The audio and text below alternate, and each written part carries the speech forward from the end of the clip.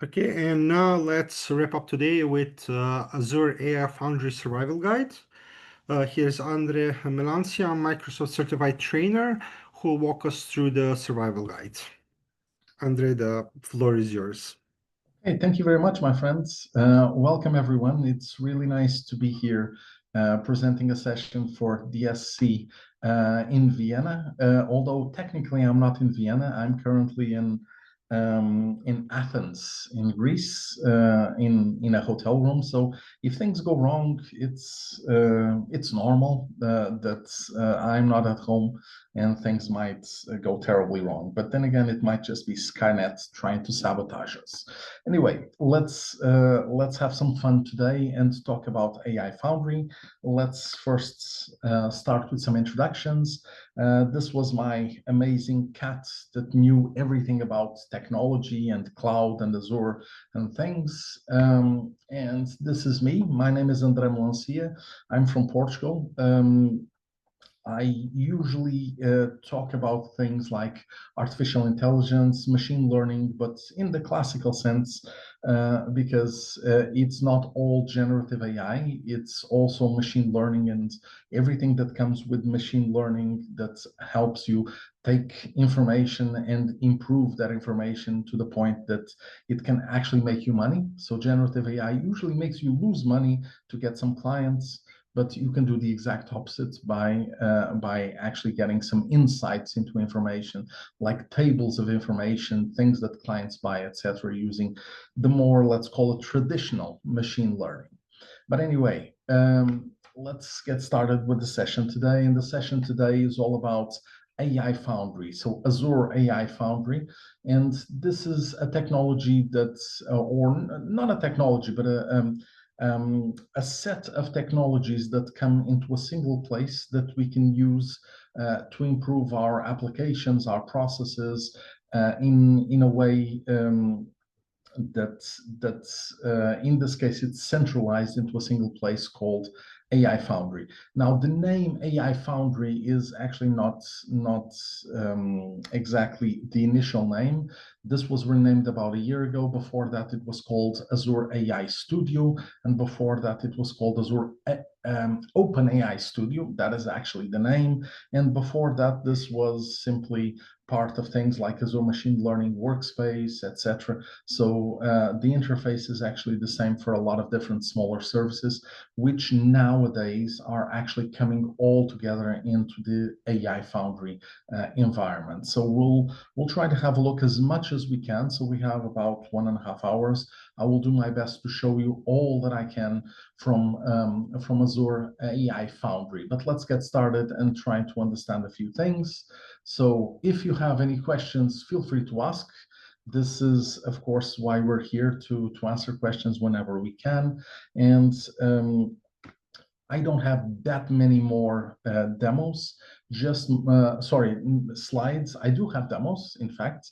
They can go terribly wrong if the internet does not cooperate, but we'll see what happens. So let's give some demos a try. But before, let me just mention a few things. So thank you to the people, and especially to the AI that make me look very thin here, because apparently, yes, the photo shows me much more fat, but apparently they added this. And also, it's always nice to see that generative AI never gets the letters right. So if you want to see if things are faked, just put some text on it and see if it was faked or not.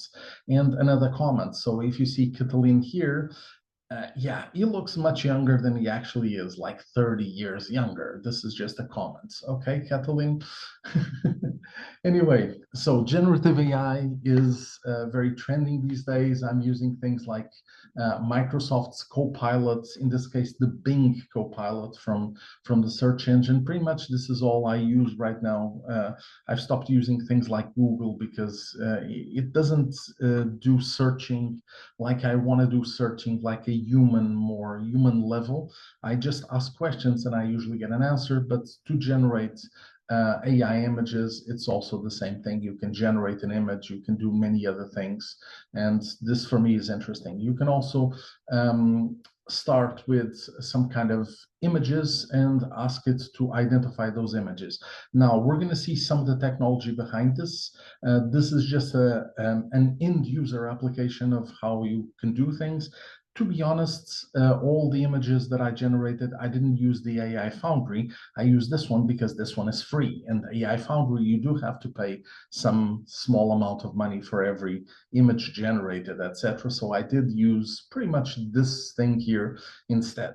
Okay, so Bing Copilot. Okay, so let's understand the technology first. There's a lot of different clouds. There's Google Cloud, there's AWS, there's many other clouds. In this case, we're going to talk about the Azure Cloud, Microsoft Cloud.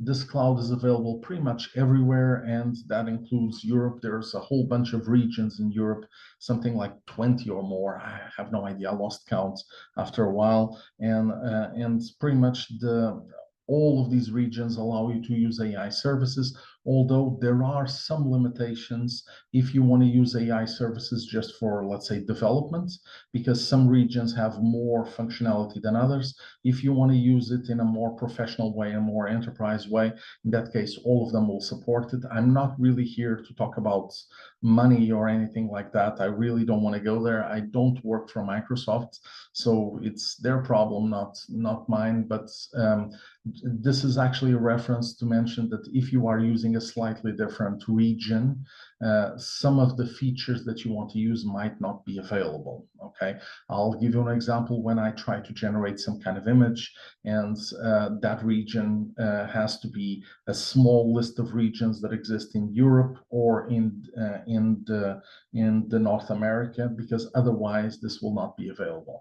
But in any case, let's have a look. So once you start with Azure, and this is easy, you can get started for free, or if you are a student, you can search for Azure free for students, and you get something like 100 units of currency from the country with the orange dude, and pretty much you can use that, although that's only one amount of that kind of money for the whole year. You can still use it for AI very easily, because the price of this AI services, if you're just doing testing with it, is incredibly cheap. So to do things like chatting, etc., it's not going to cost you more than 1 or 2 euros per month, if you don't exaggerate on things. For image generation, it's a bit more expensive. For video generation, that's crazy expensive. But apart from that, if you are a student, 1 year later, you can ask for credits again, and you get 100 more. So that should be fine as well. Okay, so they even suggest AI Foundry here, so let's not go there.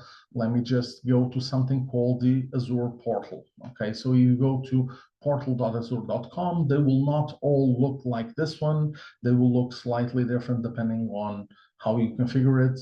But here on the left, or actually on the top, sometimes you get like a hamburger menu on top. So you get something that says create a resource. This is one way for you to get started, but let's go directly to something up here, which is AI Foundry. Okay, so let's see Azure AI Foundry. And then, oh, it kind of disappeared. Give me a second. The internet might be slow, or maybe it's the computer, or maybe it's Skynet trying to boycott us. We'll see. So yeah, this is simply slow. So maybe it's the Zoom call actually, slowing down the computer. I really don't know. But anyway, I have a lot of resources here, and they are from a lot of different types. So some of these say Azure AI Foundry. Internally, they are called Azure AI Services. But you get the idea. There's also some specialized services, which most of these are actually all of them inside AI Foundry, or if they're not there, they're going to be there at some point in time really soon. So we'll talk about some of these as much as we can. One important information here is that the location might be slightly different. If you want to go for a specific location that works really, really well, I would recommend Sweden Central. So this Sweden Central is actually the nicest place, because Well, it's very far away. It's in Sweden, somewhere in the middle of the snow, etc. And pretty much no one's using it because the round trip times are slow. So if you live somewhere else in Europe other than the Nordic countries, the region in Sweden is not exactly interesting in terms of latency. So you probably closer. That means that they have a lot of availability to run things like AI. So they actually deploy a lot of things in Sweden, which is a good idea to use that for all of the testing. Okay, so how does this actually work? There's a lot of services here. I will try to talk about some of these.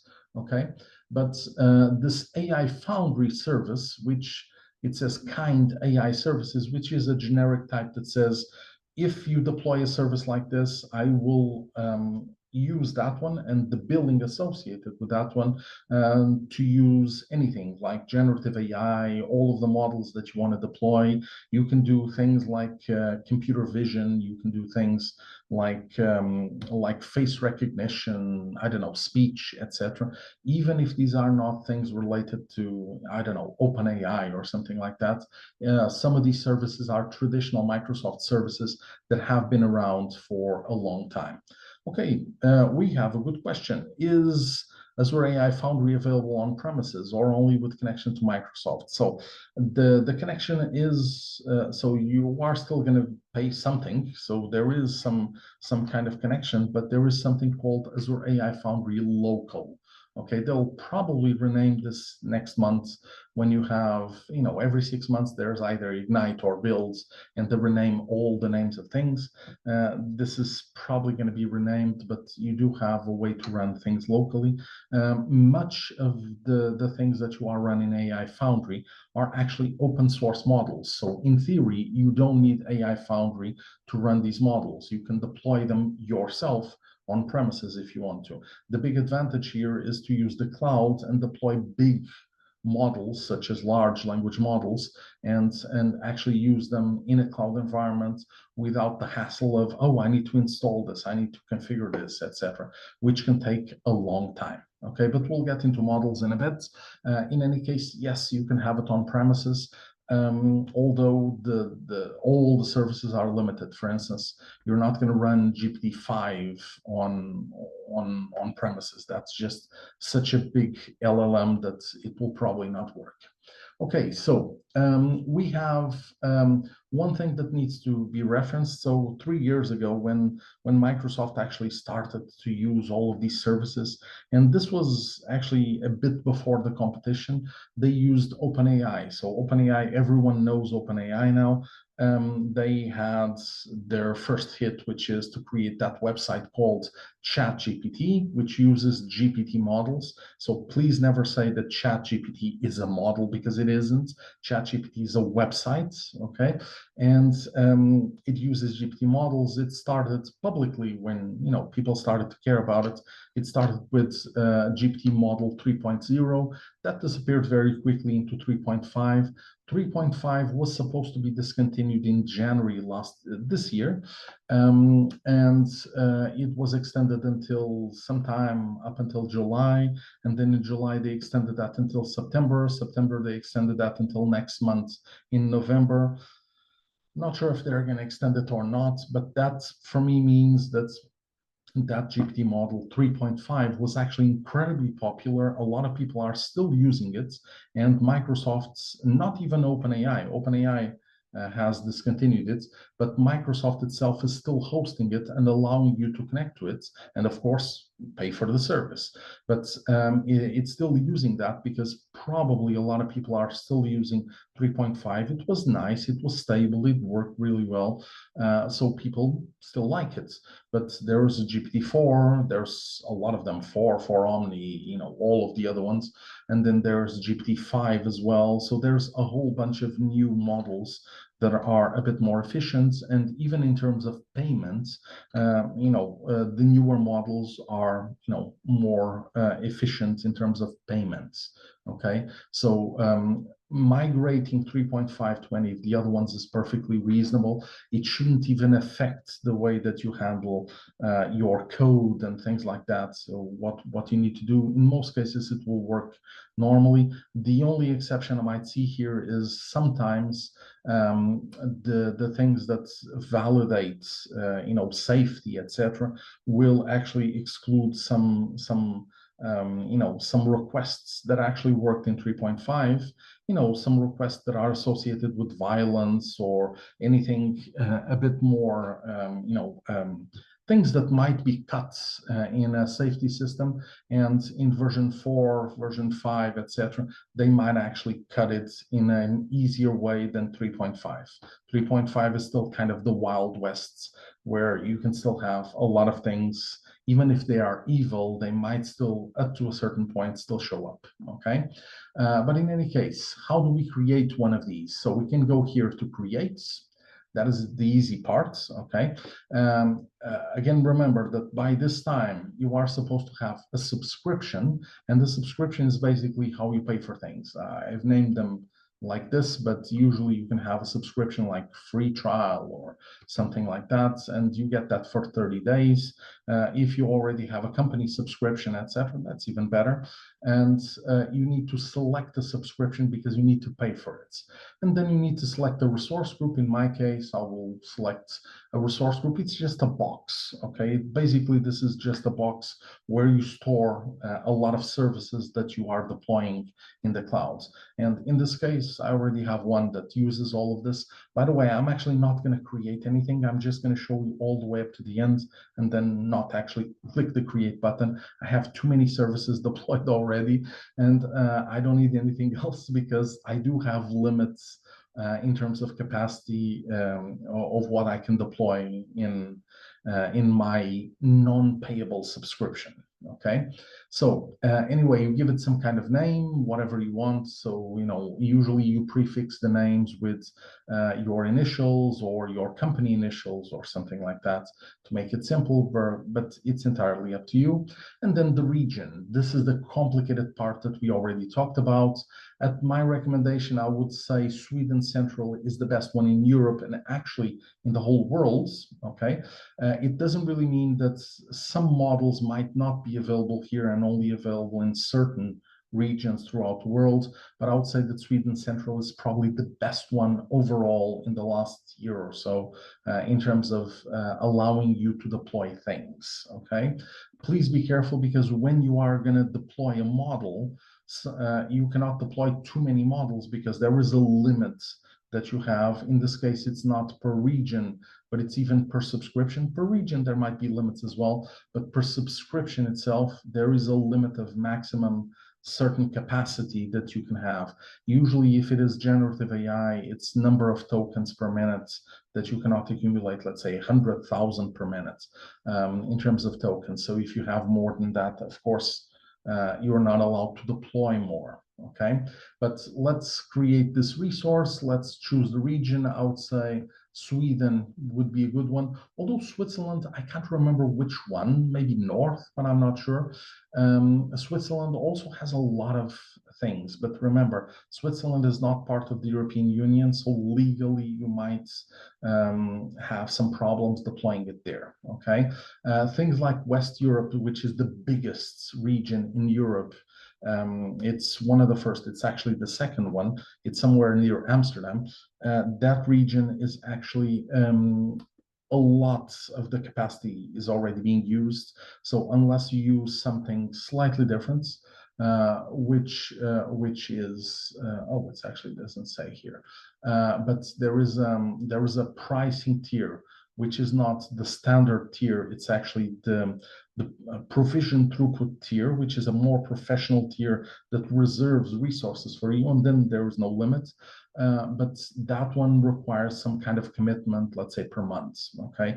It gives you a lot of discounts. It's like if you are familiar with things like virtual machine reservations in the clouds, whether it is for Azure or AWS or something else, you know that you can pay not per minute, not per hour, but you can pay per month or per year, and you get a discount like 30%, 60% if you agree to pay for a long time, okay? By the way, it doesn't mean you cannot change things. You can, okay? So you are reserving, in this case, let's say per month, but if you're not happy next month, you get something else, okay? So that's still perfectly viable. So, but you do get a discount and you do get guaranteed capacity, which is actually important. You cannot get that in the standard tier, okay? So, by the way, pretty much like if you go to Visual Studio or something like that, you have projects and solutions and things. Here you can create a project as well, and that project will actually allow you to have multiple things there, multiple services there that are part of, let's say, a bigger solution, for instance, okay? There's also something called AI Hub, but or hubs if you prefer, but those hubs are also usually one-to-one with the projects. They're a higher level, but they are usually one-to-one with the projects, so it's not typical to divide further, but you also have that because you need to use some resources, but don't worry about that part specifically. So you create a project, you give it some names, then you move on. I need to give some name here as well. And then you click on next, and then from this point on, it's just the usual things that any cloud environment has. So is that service exposed to the public in general, to the whole internet? Is that only on specific networks, in this case only on a certain virtual network, etc., or on a certain IP address range? Or do you disable it and then use something called a private endpoint? A private endpoint is basically a connection from A to B, okay? So if you have a website and a database, you can connect from the website to the database like you connect a physical cable. So there is no other communication, no other service can meddle with that communication, so it's safer than if you just have a firewall that allows certain IP addresses in and then you can spoof them. This does not allow you to do that because most clouds are software-defined networks, SDNs, software-defined networks. And in this case, a private endpoint is a perfect example of that. It's a connection from A to B and nothing else, okay? So you can connect via this, and then there's a few other informations that are less relevant at this moment. You click on X all the way to the end when you see review, and then there is a button that says create, okay? So let's not do that now, but let's assume that I've already created some of these resources. I have quite a few here. These were actually generated randomly inside the Azure AI Foundry. So I didn't create them by this wizard. They were created on the other side, which actually works really well, but I could have created them here as well, okay? So if you prefer OpenAI, I also have a few of OpenAI, which is perfectly fine, but this does have limitations. The other one allows you to deploy models that are OpenAI, but this one only allows the OpenAI models, which are about 40 models. The other one is much bigger, okay?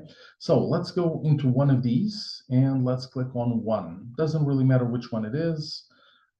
When you get to the overview, you have go to the AI Foundry portal. Just for reference, if you are creating apps and applications and programs and things, and if you are using this, behind the scenes, all of these are web services. How do you connect to those web services? You have keys and endpoints here. So you either use one of these two keys, and in the cloud, it's normal to have two, so that when you need to change the key, you can switch to the other one and there is no downtime.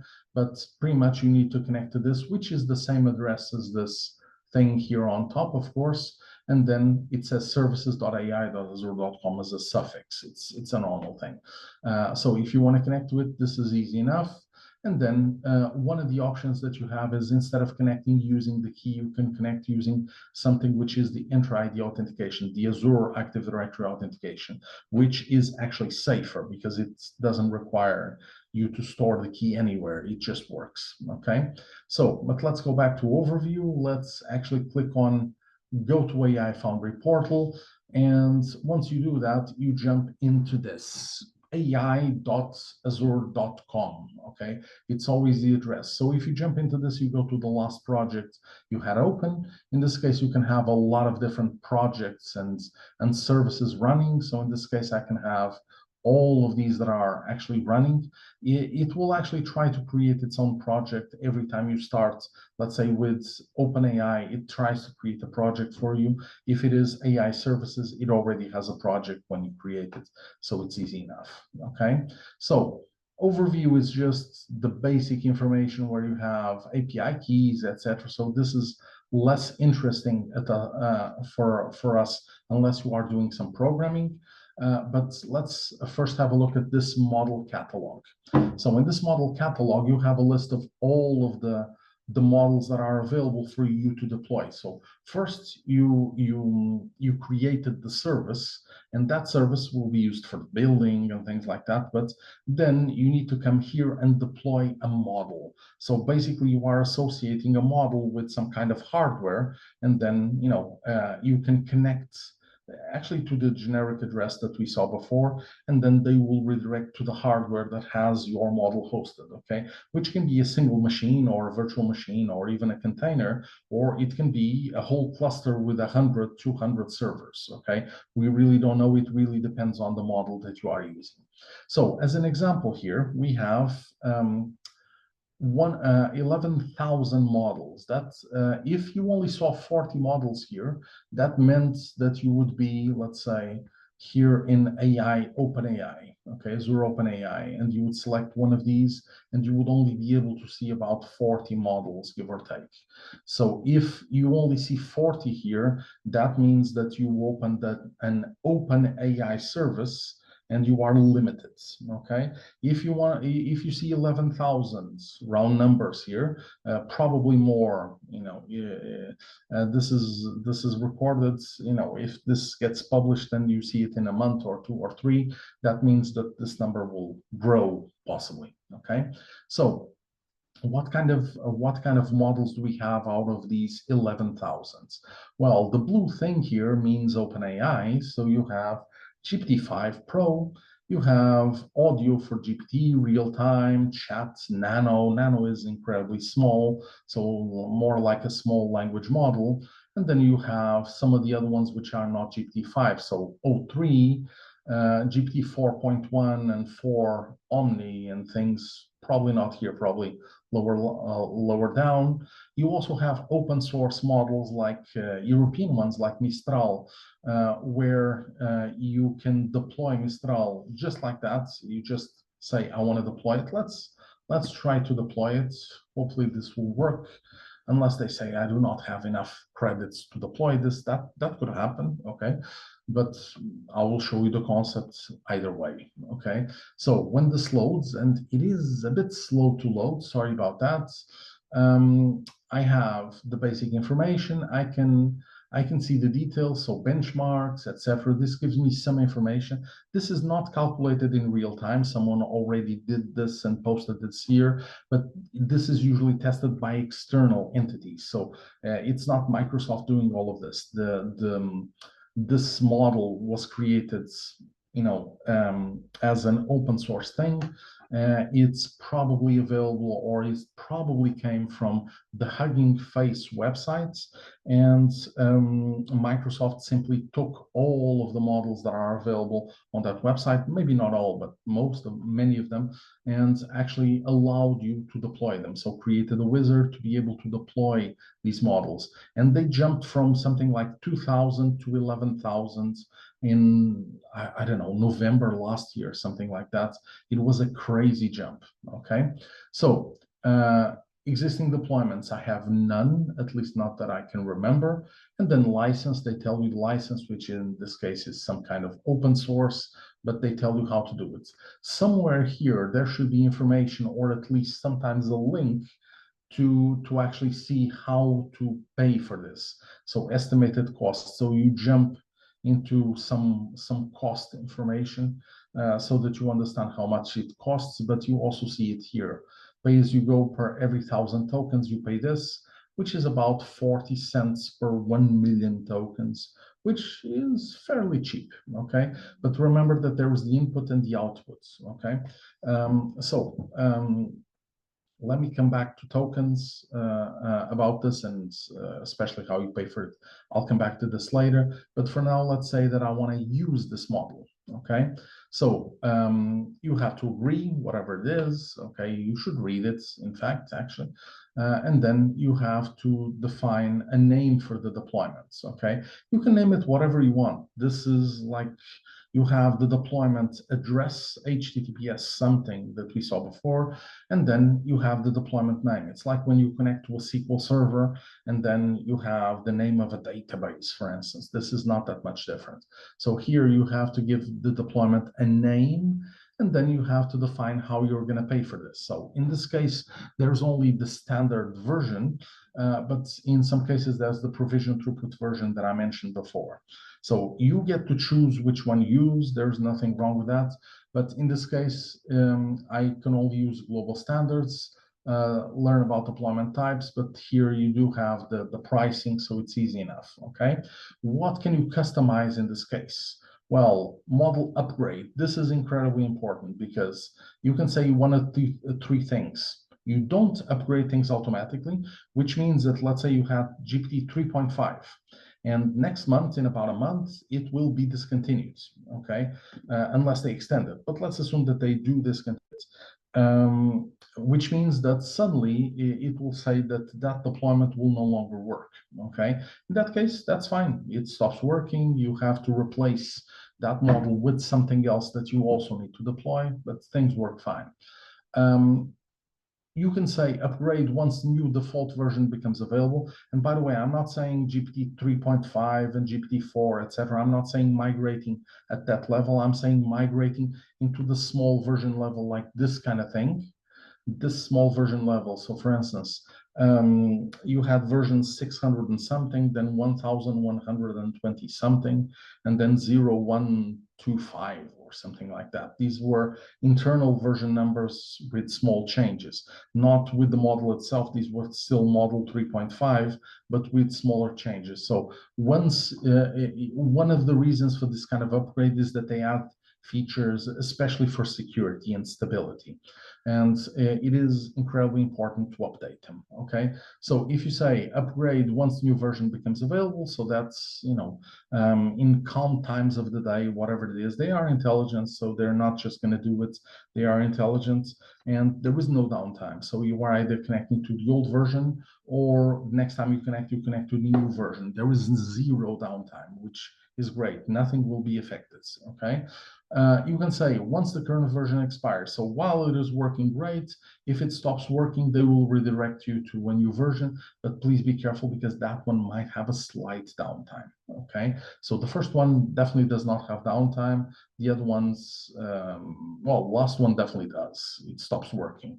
But the one once current version expires, I haven't tested this, but I assume it might not work for a few seconds, okay?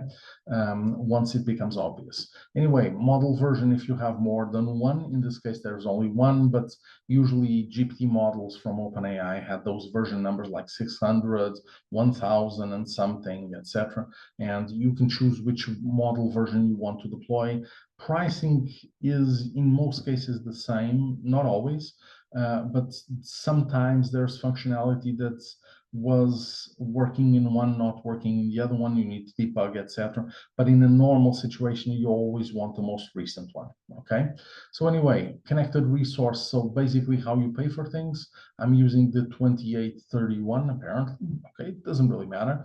And then content filter, you have the way of filtering things. Well, I'll get back to this just in a bit, okay? And then you would click on deploy. I'm not going to do that because, I have limits in terms of capacity that I'm already exceeding. Well, not exceeding, reach the limits, so I cannot deploy it, but you get the idea. If you want to, you can also fine-tune a lot of models. What is fine-tuning? You start with the base model, which can be this one or any other, and then you add some knowledge to it in the form of questions and answers, and it will train it, etc. And it will be a new model, which means that you can save a lot in terms of tokens. But I'm talking about tokens, but I haven't yet explained what a token is. And no, we're not talking about the character from South Park, okay? So what is a token? So let's go to tokenizer, that's the one, okay? So we can go to platform.openai.com/tokenizer, and here, reject all, as always, okay? And I can say something, hello, I'm testing. Oh, missing a T. Okay, so I'm testing. I'm gonna say hello again. Okay, so what do I have here? So these two hellos look the same, but they are really not, because there is a space here, okay? If this age would be a lowercase age, this would also be different.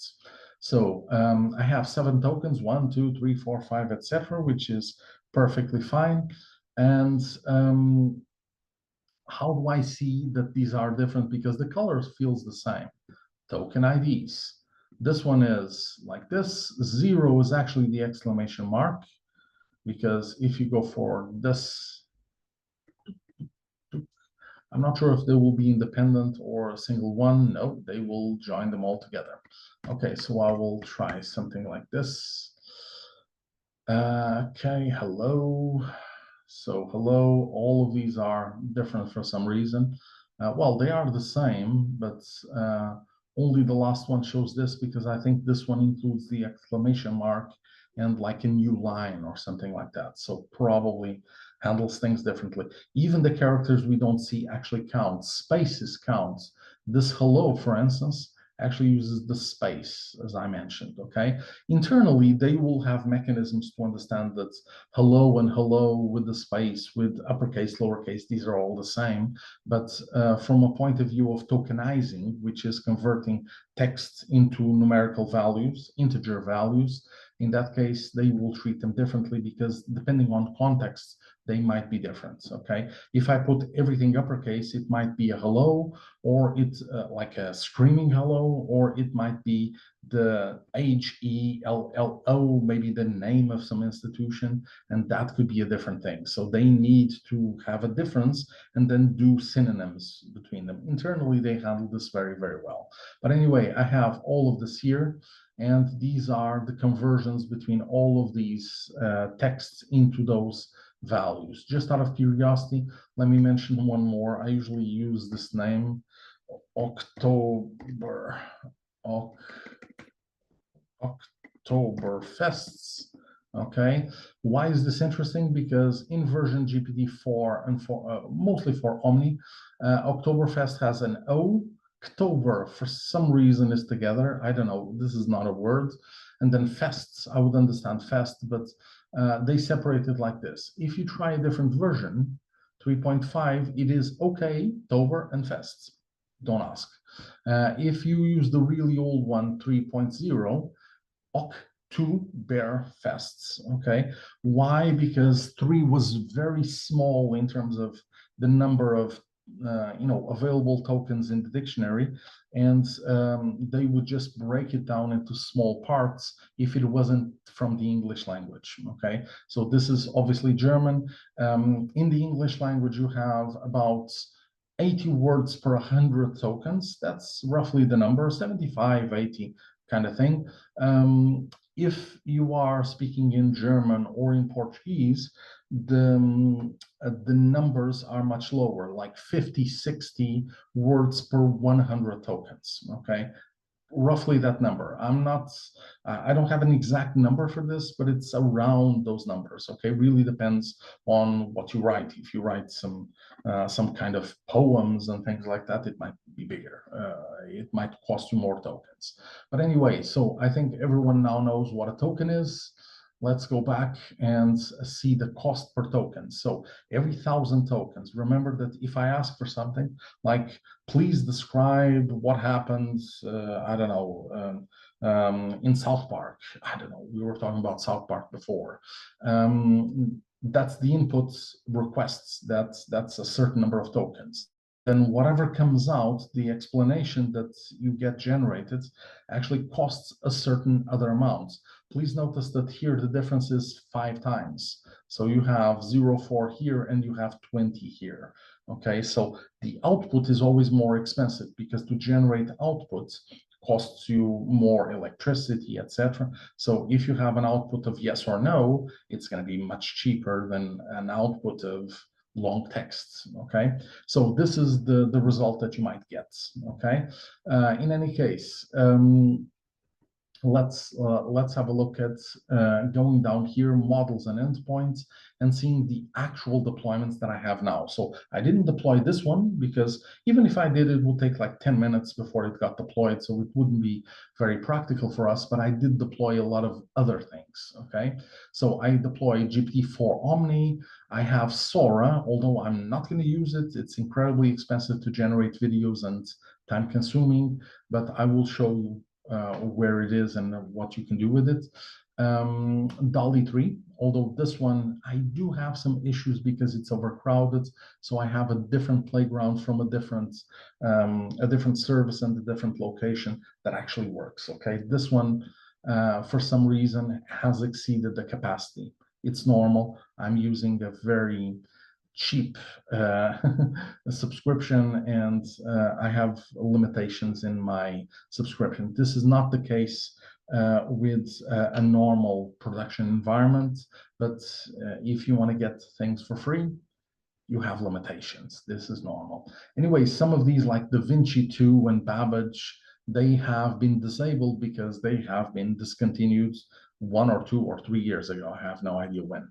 Okay, so but let's say GPT 3.5 Turbo, and this one is going to be discontinued next month. So I can click on it and see some details about this deployment. Okay, so most of this, so they will say it will be retired in about less than 30 days. Okay, something like 28 days from now, something like that.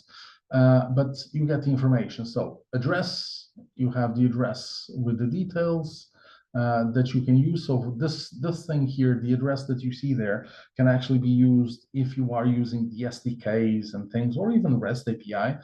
You can use exactly that and have access to this using REST APIs or using one of the available SDKs for .NET, for Java, for Python, for something else. Okay, there's a lot of different ones. If you don't have an SDK for the languages that you are going to use, like COBOL or Fortran, you can still use the REST APIs. Okay, so you can call them directly. Authentication type by key, you can use it, and then it has a lot of information, model, retirement date, etc. And you have some examples of how to get started. What is the important part here? So they tell you, oh, look, here's a bit of code that you can use. Subscription key. In this case, it has nothing to do with subscription. It's just this key that you are supposed to use here. And then model name, it's the Turbo, but the deployment name that I gave it was this one because it has the size of the context, the input context of 4,000 tokens indicated because I really wanted to know when I deploy things. Okay. Remember, the more the input context you have in some of these, the more expensive it becomes in terms of pricing. Okay.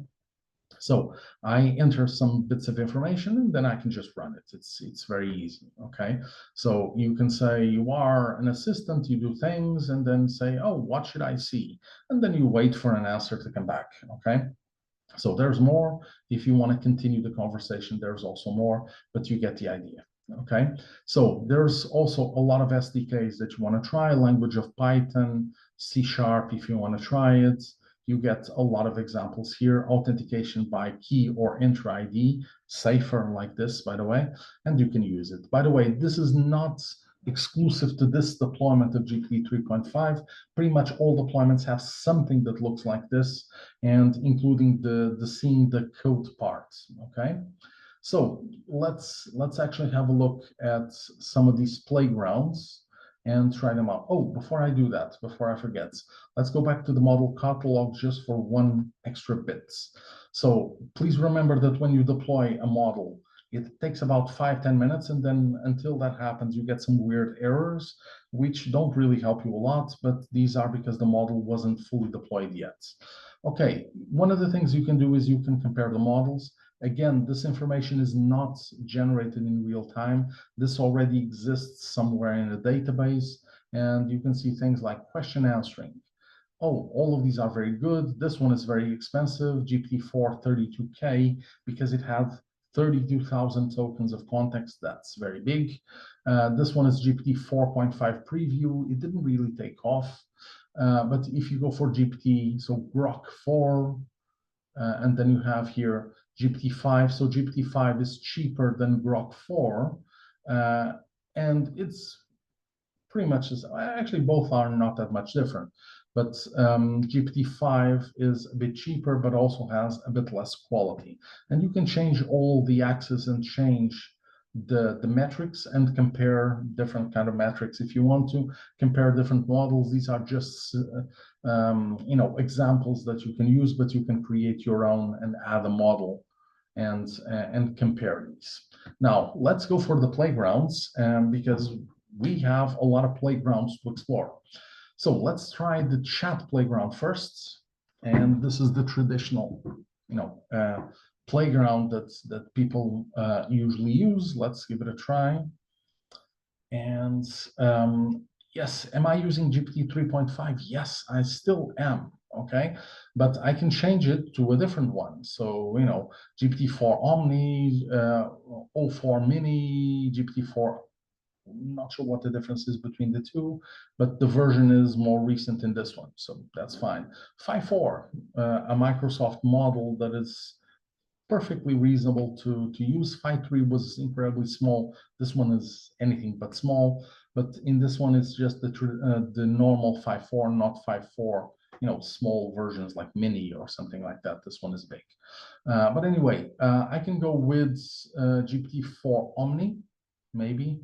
Well, but maybe not this version. I'll use the most recent version, which is this one apparently. Okay, so I will try it out, and then I can ask for things. You are Yoda and only speak in the Yoda language. Okay. I could even say, oh, you only talk about Star Wars, but let's keep Yoda to talk about current affairs. Okay, so so I can say hello.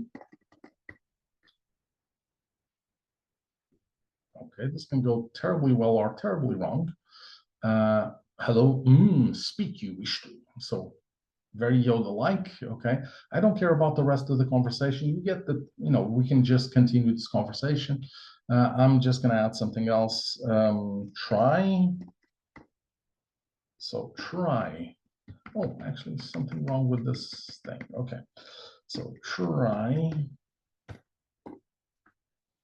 There is no try. Something like that. Try, yes. Do or do not. There is no try. Okay, something like that. So it shouldn't be yes, it should be no. But okay, it's Star Wars. Anyway, I can click on view code and see examples of the codes, including the text that I had so far. So text try, this part shouldn't be here when you submit it. This is actually the response, but they put it here so that if you want to build on top of it, you can do it. And then all the rest is all the configuration that you want to use. This is normal maximum tokens, 1,600, because if I want output, I don't want the output to be bigger than that one, okay? Because, I don't want to pay more for it, and the answers are supposed to be short, etc. If I want the thing to create the new Shakespeare novel, in that case, I need that thing to be much bigger, okay? So this gives you all the information you need in terms of view code.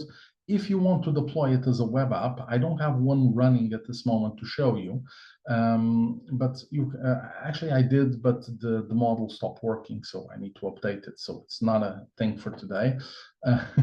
So here you can actually give it a name, select the subscription, resource group, location somewhere in the world, and then define a pricing plan, which can start with free. Okay, and free is good. You don't pay for the website. You just run things on the website every time you run it. Then it will cost you money, but it doesn't cost any money to just leave most of these models around, okay? It's kind of pay as you go. So you pay for tokens in, tokens out, nothing else. If it is fine-tuned models like the ones we talked about just before, in that case, you need to host your own training of that model, and that costs money. It's not cheap. It's like 10 euros minimum per hour or something like that. It's a crazy amount of money. So please consider if this makes sense. It saves a lot on tokens. So if you are doing this professionally for 1,000 people per minute or something like that, then it's worth it. If it is for smaller, do the math, see if it makes sense or not. In a way, you can have chat history as well using Cosmos DB. This is literally how ChatGPT uses things, and then deployment. It takes forever, like 10, 20 minutes, okay? But you can deploy it.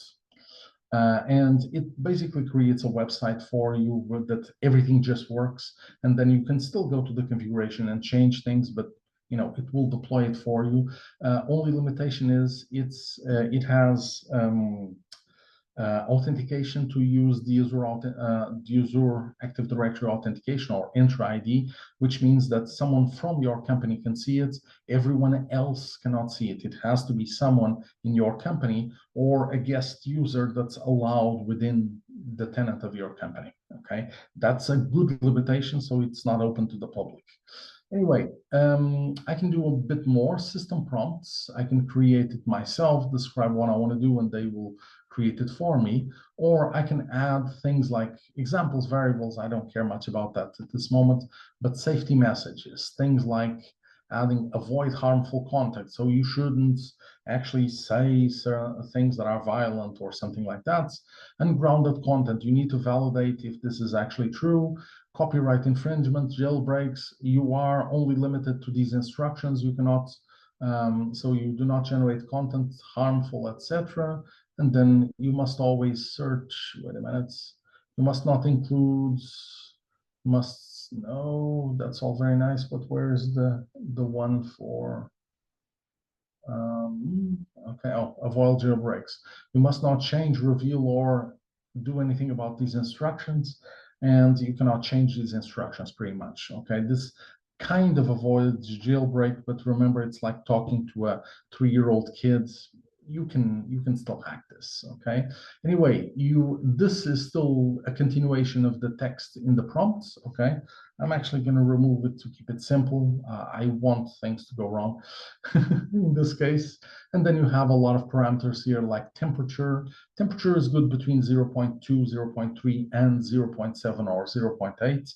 Anything bigger to the extremes will either be too exact or too much creative and hallucinated.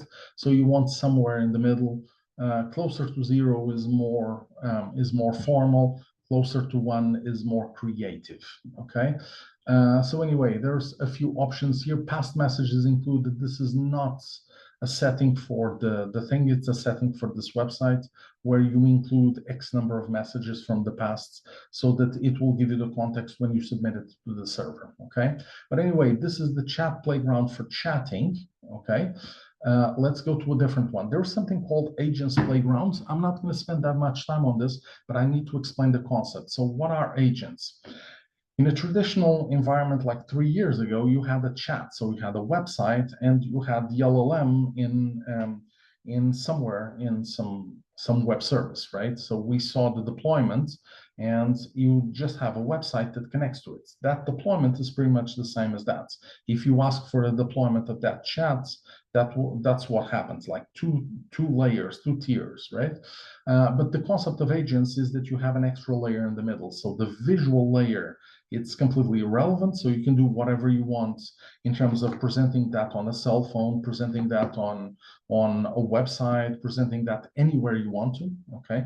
For instance, I have copilots in WhatsApp. It works, okay? So you connect via WhatsApp to Copilot, and in places where I only have messaging, like an airplane, and I cannot use the normal internet, I can still ask things of Copilot, and they are up to date. So it's like having my own internet via Copilot. It's not as good, but it solves problems in terms of communication. Anyway, the concept here is that the first tier would be the LLM, and the idea is that you should be able to choose any LLM you want and just replace it with a different one if it stops working, if it has problems, security problems or something, or if you just have a better one or a cheaper one, you should be able to replace it. You define some level of instructions in the middle for something called the agents itself, the tier of the agent, and then the presentation part is a completely separate thing, which can be anything. So the trick about agents, and this is the concept, is having an individual agent that you can connect to any kind of LLM that you want, and generically all, but then at the same time, you can have any visual presentation anywhere, okay? What is the other advantage of having multiple agents? Because you can have 2, 3, 4 agents and they can talk to each other, okay? There are things like the agent-to-agent protocol that can have agents talk to agents, give them orders, and the agent can say, okay, I'm the boss agent and you are all working for me. Come up with a slogan for the next name for AI Foundry, which actually you need it, but okay, it's a terrible name. And the bots will go back somewhere and they will discuss between them, report it to the boss bots, and then after a few iterations that you can limit, that bot or agent will return to human and say, this is the best we found. Here's the top 3 or something. This is the best we found, okay? So that's the general idea of it, okay? Having agents, not just one, but multiple agents or bots, if you prefer, talking to each other. So Microsoft is agents. Most things are agents. OpenAI calls it assistants. It's okay. An implementation of an agent with all of the features is called, let's say, Copilot, because that's an end user visual thing. But behind the scenes, there's a lot of things happening. Agent is just a generic name for something that happens there in the middle. There's a lot of things that you can use, even things like Copilot Studio, etc. You can create agents there if you want to, and they are kind of agnostic to what the LLMs are and what the presentation layer is, because they accept a lot of channels like Teams, WhatsApp now, what's that called, Slack, and many others that you can just use, okay? But anyway, agents are fairly easy. You can deploy them. You can say connect to other agents. And I mentioned the agent-to-agent protocol. It should be noted that I should also mention the MCP protocol, which is recent. It's from November last year, something like that. And it has been kind of considered by everyone as a standard. So everyone is using it. That will probably replace a lot of connectivity. For instance, if you want to connect to knowledge or actions or tools, if you prefer, they will probably take over using the MCP protocol, okay, which is fairly standard these days. But anyway, let's have a look at a few more playgrounds, and let's try the image playground, but here, okay? Now, I'm not going to wait for the image to generate. I just generated 2 of these images, and I'll show you what I did. So create an image of a pet cat-like robot that traditional robot family might keep. So this is your version of a pet cat in a robot household. It's not that strange because you have the Jetsons in the 60s and they had like pet robots as well.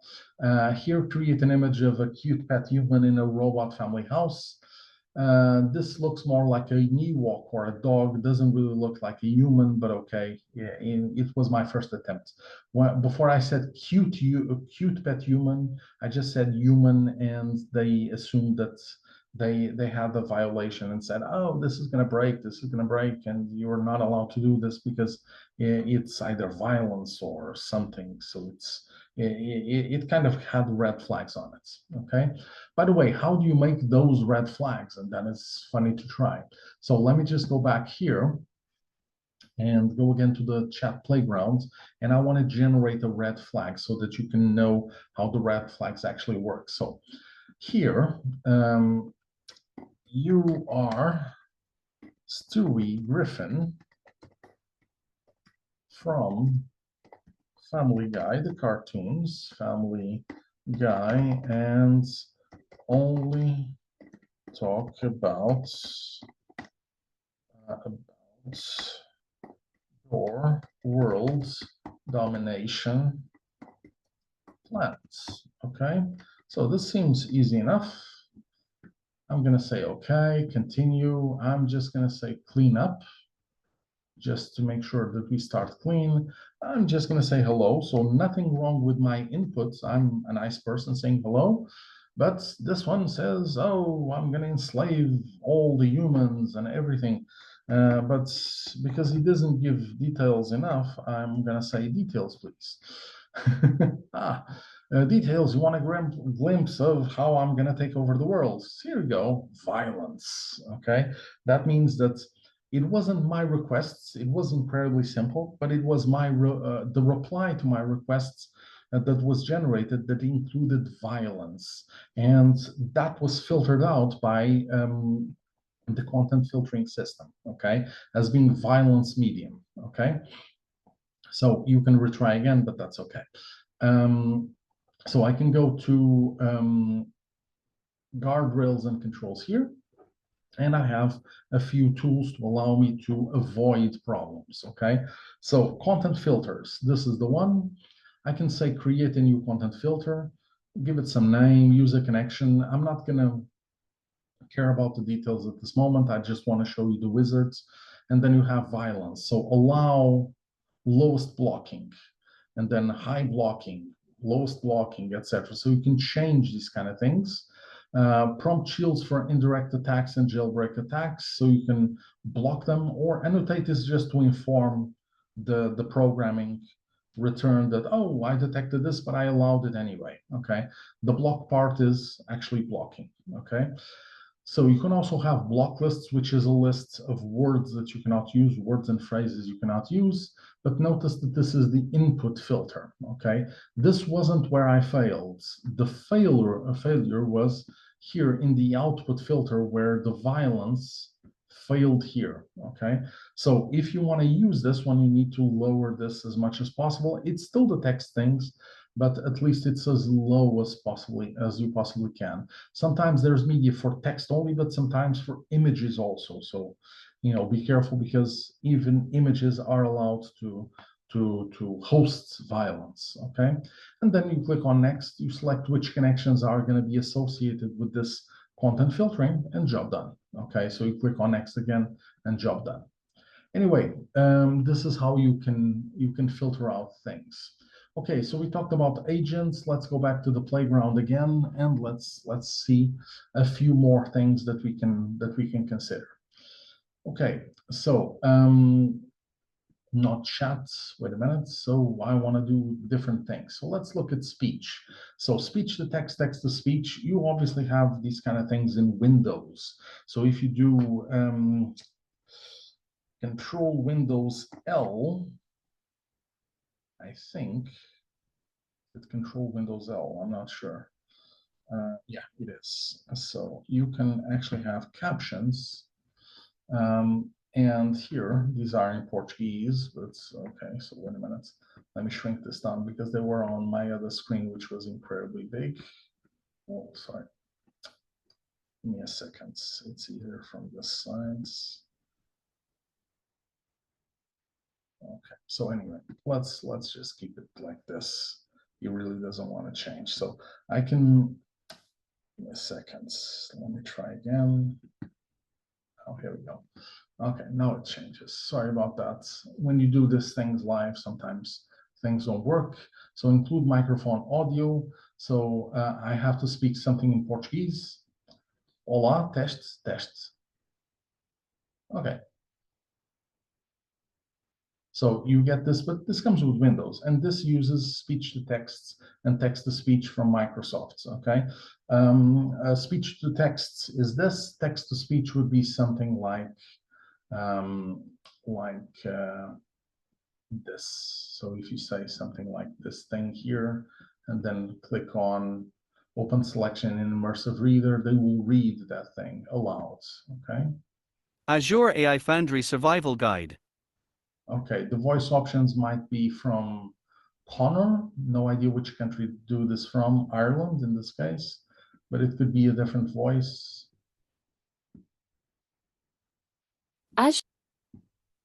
Azure AI Foundry Survival Guide. Okay, so you can have different languages, as you can imagine, right? Okay, so let's go back here. I don't need this anymore. Okay, oh, let's go back. Okay, so a lot of crazy people, especially for tomorrow. Okay. Oh, no, actually, I need it back. I just need to move this one. Okay.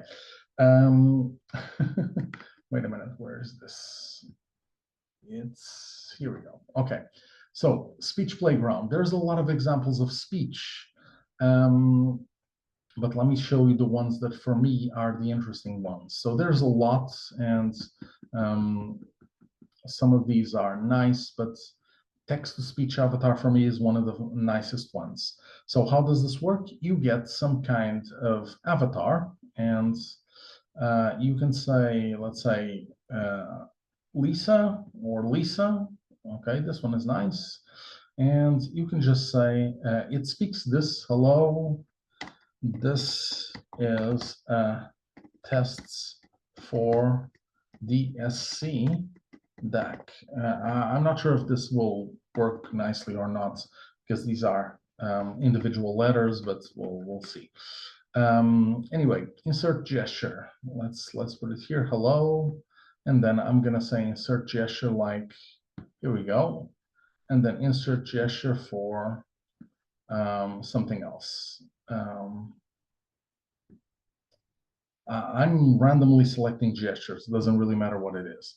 I can even have a break. This is a test for DSC, and then insert a break, advanced, actually standard, medium. Okay, medium break. So breaks in the middle for a while. If you want to do speech synthesis markup language, these are part of the markup language, not the gestures, but the other ones are part of the markup language. Now, if I want to try to play audio. Hello, this is a test for DSC. Doc? Yeah, there was a break between them. Okay, we did have a medium break. Now I'm going to click on generate video. We will come back to this because it might take a minute or so to generate this video, but we'll see when the video is here. I can change the background. So just for reference, I can change the backgrounds. I can change the avatar, and if you're not happy with the avatars that were listed there, you can actually have your own custom avatar. Okay, but for that you need to sign some paperwork because of privacy reasons. Okay, I think that this might be working. Let's try Hello, it. this is a test for DSC. Doc? Okay, well, it's not perfect, but at least it works. Okay, so custom avatar, it's the same, but you can have your own face in it if you want to. Personal voice, it's one of the, it's not supported in this region, that's fine, East US or West Europe, that's fine. I'm not going to try it, this will take a bit of time. But personal voice is something where you record your own voice and then ask it to play something that you write, but it uses your own voice, okay, which is incredible. So these kind of services like professional voice, etc., even the personal voice, for instance, if you are narrating like David Attenborough or something like that, narrating the gazelle flying in the plains, in the forest or something like that, you can actually translate that to different languages, but keeping the voice of the guy. Okay, you detect the voice print of that voice, and then when you translate it, you reuse the voice of the guy. Okay, which gives it a real feeling, but in everyone's local language. Okay, so there is much more than this, but for speech, just gives you an idea. We don't have time to test everything, so I will just give you the highlights. For more playgrounds, so translator just translates things. It's like between, you can translate using Bing, translate using Google, translate using LLMs and say, please translate this phrase from English to German or something. But the translators from Bing and from Google are usually the best because they take into account all of the rules, not just like an LLM that randomly answers things, but actually translates using specific grammar rules on all of the rules for the specific language. And I've tried this multiple times. Bing seems to be the best. I've done like the Pepsi challenge kind of thing, where you try out and give to people 2 different translations. Usually the translation that they say is best is still the Bing translation or Azure translator if you want to, it's the same thing. Anyway, healthcare, so services for healthcare, which came along a lot during COVID. You can still use it to help out in healthcare, detecting illnesses, etc. You also have language. Language is also quite interesting because you can detect a lot of things. Like detect language is easy. So is it English, German, whatever it is. You can extract key phrases, for instance, or health information. So someone, let's do the health information. Someone calls and says, oh, I have a problem, etc. Please explain what it is. Or in this case, if I run this is English, by the way, it should accept a lot of the other ones, but it says patient needs to take something of something and then something of something. They know what it is because they give you the reference. And then if you want to, you can see the JSON texts, which actually includes somewhere there, I'm not going to go into details, but includes the references from one to the other. Okay, so links here, okay, which is actually incredibly interesting because this gets to have everything here gets to have a result in JSON format that you can use in your programming. So this is actually very, very easy to use. Things like extracting personal identifiable information from not conversation, text. Text is a bit better. Let's say email, some kind of email, blah, blah, blah. I am this person, I did this, I visited that last week, etc. So you extract a lot of information like neighbors, person type, address, last Thursday, which is a date, phone number, etc. So you extract all of this information in a very, very easy way, okay? And then, of course, you have the JSON gives you all of that result, which is incredibly practical. Okay, so let's say more playgrounds. So video playgrounds, I'm just going to show you, but I'm not actually going to generate anything. But all of these videos are short videos, like just a few seconds, but these were all generated by a prompt. And you need to have Sora for this. But for instance, this one is incredibly nice. Feels like Ice Age films or something like that. So these are incredibly easy to try. But again, you need to describe it really, really well before you get to something like this. It's still not to the level where you just say, oh, let's create the whole film using AI. You can, but it's a lot of work and it would cost a lot of money as well, because to get these kind of results, it's a long set of attempts before you actually are successful, okay? So a few more. So let's see if there was anything that I missed here. Speech we talked about. Audio just adds audio to the conversation, so nothing special here, but you can simply go to the chat for that. You can simply go to the chat for that and add your own audio to the conversation. So if you go here to settings here, you can just enable speech to text, text to speech. And if you want to change something, let's say English, let's put French from France, okay? And then select the voice. Josephine, very French name. I'm Josephine. How can I help you today? Oh, it has the accents, right? So you accept, etc. And then once you do something like this, you say hello again. Ah, hello there, peasant. You've stumbled upon greatness itself, me, Stewie Okay, Griffin. so I will stop this. Now? You get the idea. If I want to do the prompt, I can prompt again, hello, goodbye.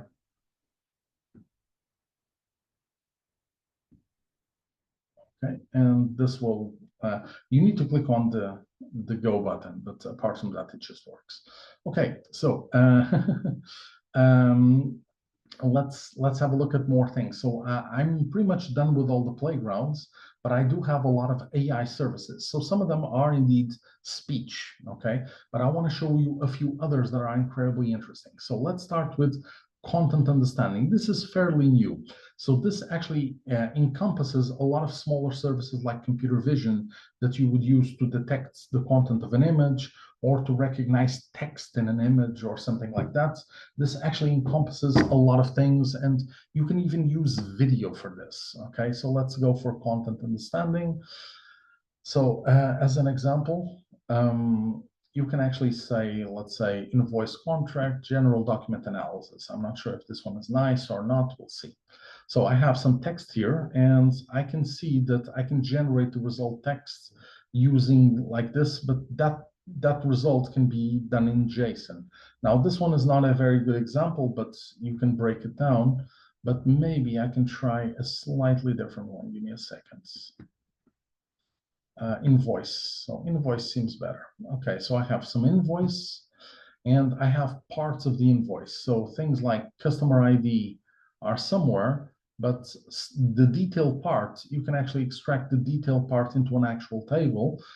You can extract the headers, the footers, etc., into different places. So you can then use it in terms of programming to convert something that's just an image full of pixels and turn it into actual information that you can store in a table in a database and do some math with it. Okay, so to actually use it for any real world important usage, not just as an image and having a human to do this kind of thing. Okay, so let's see if I can find some other ones. Give me a second. I need to move this up. So custom tasks. I should have one that I tried out, should be okay. So I didn't have any other video, so I used this one. So we'll see. So yeah, this is the one. So this comes from a website called Owl Kitty. What's this? Who is she? She's beautiful.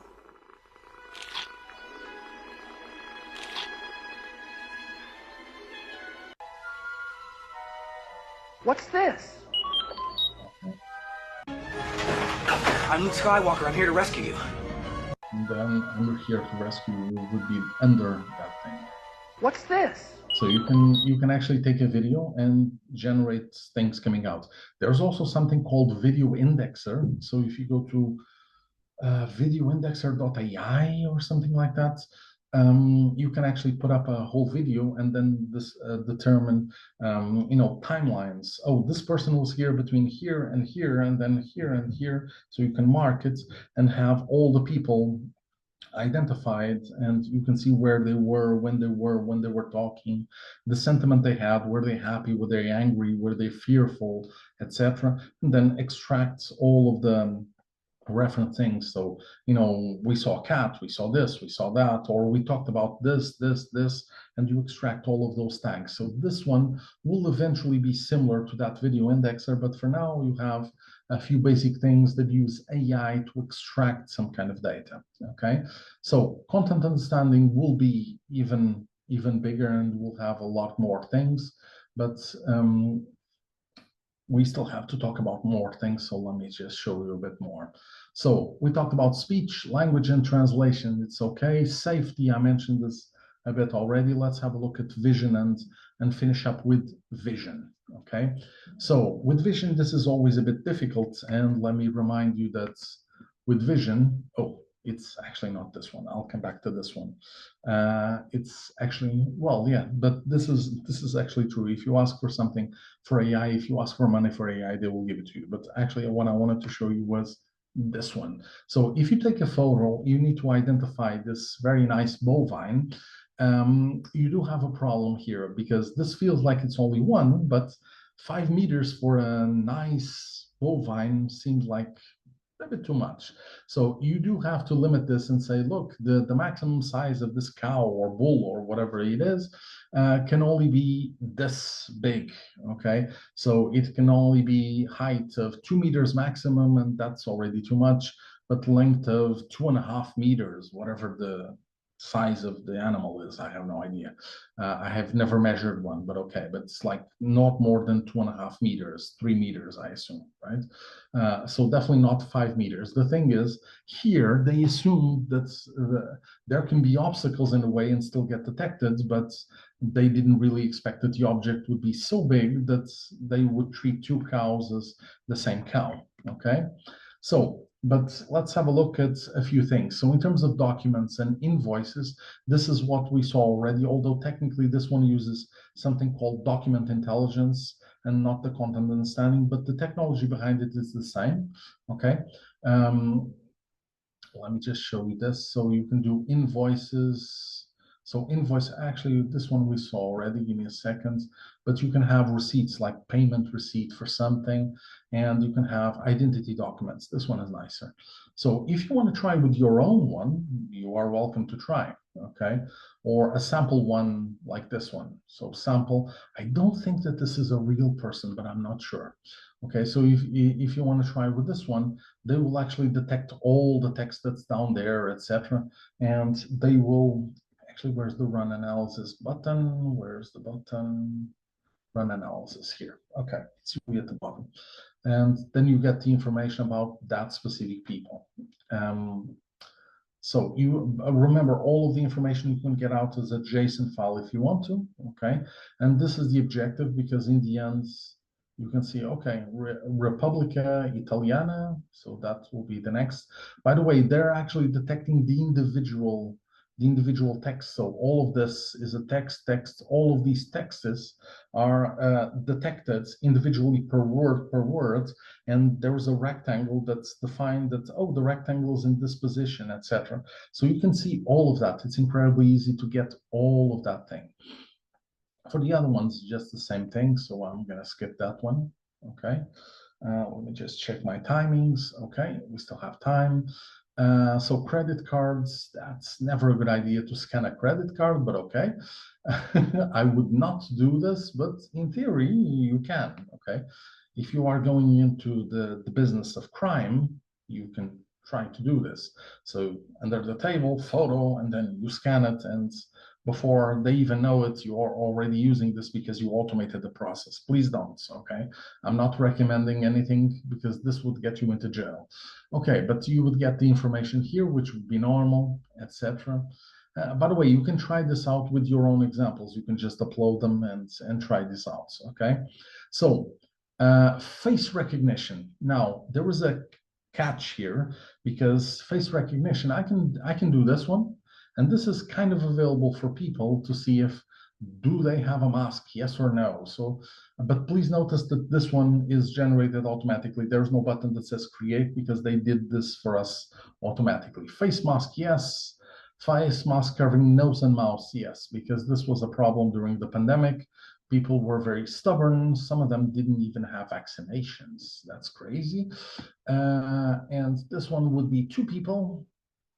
And face mask 1, no, yes, etc. So for simple things like this, this is perfectly available. But in many cases, you want to do things that are much more complex.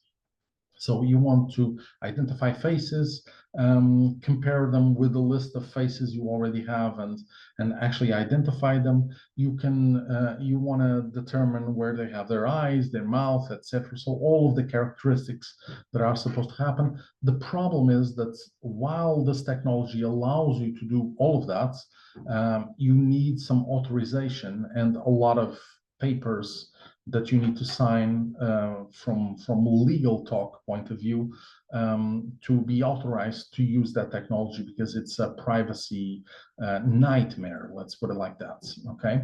So you can still use it, but yeah, in any case, you do have code, you have examples, etc., that you can actually try out if you want to. So it's easy enough, okay? Sadly, you don't have that many things in terms of Face API because these are the only ones that everyone can do. The other ones like identify and see characteristics, hair, mustache, glasses, etc., hats, those from a certain point, they become things that are not allowed for you to try without that authorization. Anyway, we also have images. So let's go back to images. So image, and I have quite a few here. Common object detection, image captioning. So let's try image captioning first. So image captioning is a whole bunch of bovines grazing in a field. Okay, and this is some dude surfing, dude in a skateboard, dude being violent towards the ball, and then some statue, which is fine.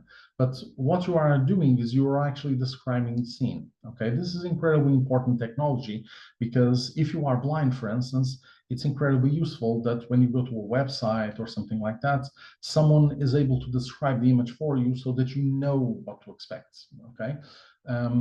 So this description will be incredibly helpful for someone who is blind. Let's try dense captioning at this moment. And dense captioning is different, okay? So let's try out the dog, okay? So what it does is, normal captioning is the whole picture, here's the explanation, done. This one is, oh, that rectangle has a laptop and a dog. This one has a laptop. This one has a wooden surface. This one has a blurry image of a window, a laptop, etc. So it will go into smaller parts of the image and it will describe the smaller parts, okay?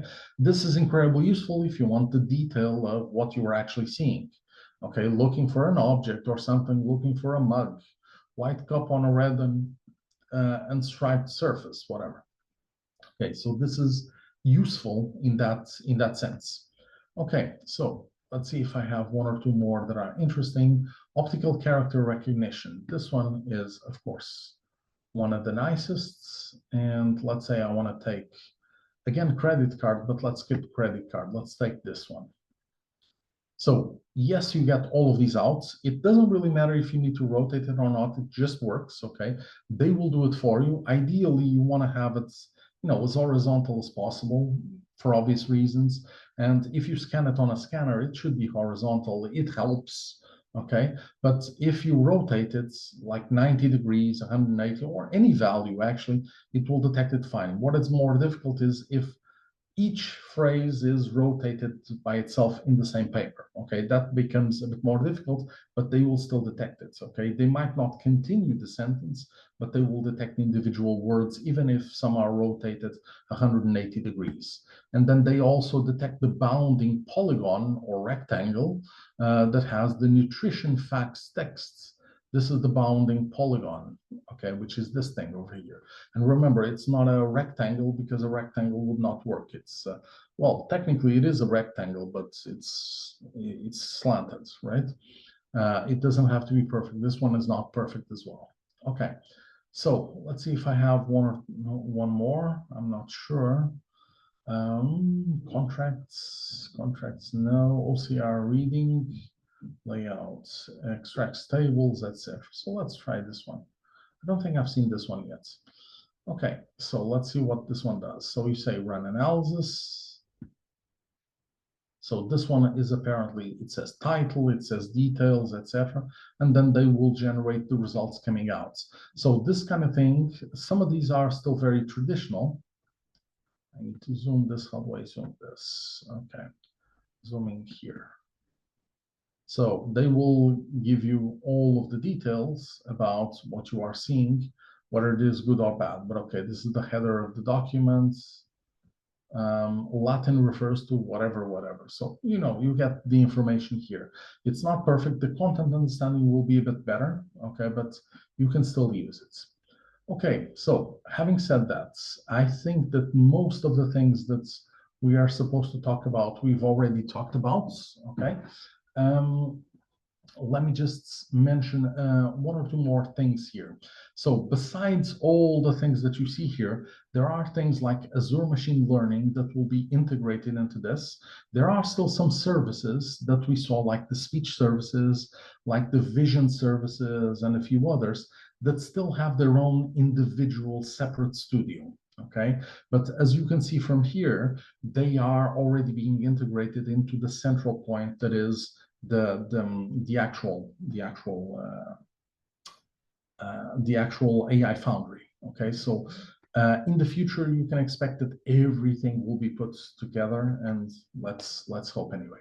So I'm not sure if anyone has any final questions. Okay, this one was the image that I extracted. You can see that it still has all of the white dots from the transparency because I zoomed it a lot and I didn't really use the correct percentage in paint.net, which is always very good. But in any case, I really want to thank you all for being here today and for attending the session. If you have questions in the future, feel free to reach out via LinkedIn, for instance, and I'll be very happy to answer any questions. That is a real robot that carries food, always very important. Robot cat. If you pet the ears, they will, which is very nice. This is what we want robots to do, not take over the world. And yeah, anyway, thank you all very much. If you are attending tomorrow in person, have a wonderful time. Talk to people. This is always a great conference. I was there last year. This year, different country, sadly. But have fun and enjoy the conference. Okay? Thank you all very much. Okay. Thank you, my friends. Thank you for moderating. Thank you, Andre, for a powerful close to today's track. So this is all from Stream 1. Thank you all for being with us today, and I hope you learned a lot. Take care and enjoy the rest of your day. Okay, thank you, everyone. See you next time. Thank you. Bye.